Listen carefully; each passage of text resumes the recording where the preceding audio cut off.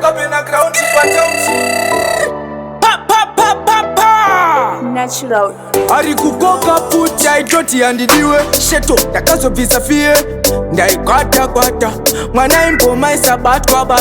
paka tachi ndakatacha ndaingogaira mfunge nchingopwaira mfunge ndichingoti yandipinde ndaigara nchingoshaura mfunge ndichimuda mfunge ndichifunga handilume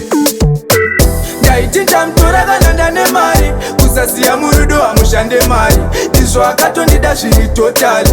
kubva handifita unge fomari Ndaiti Ndichamutora kana ndane mari kusasiya murudo hamushande mari izvo anotondida zviri totali kubva handifita unge fomari ndakabvakudhara nchiukara shungu dzaida asi mwoyo waikwata ndakukudza feya hazvina kushata handikwanise kurara nsina kugaya iwewe tosvika chakuperekedza tosvika tingoseseketsa chakupa rudo nchaedza ndiwe munhu wana ndakatemba Ndaiti Ndichamutora kana ndane mari kusasiya murudo hamushande mari izvo akatondida zviri totali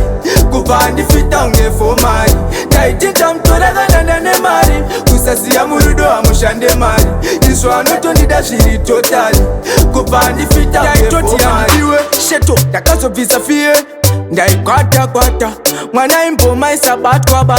paka tachi ndakatacha ndaingogaira mfunge nchingopwaira mfunge ndichingoti handipinde ndaigara nchingoshaura mfunge ndichimuda mfunge ndichifunga handilume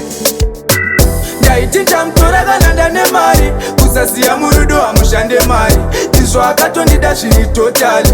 kubva handifita unge fomari Ndaiti Ndichamutora kana ndane mari kusasiya murudo hamushande mari izvo anotondida zviri totali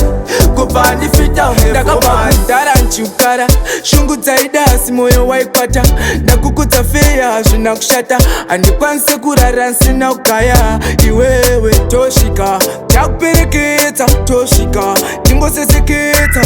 chakupa rudo nchaedza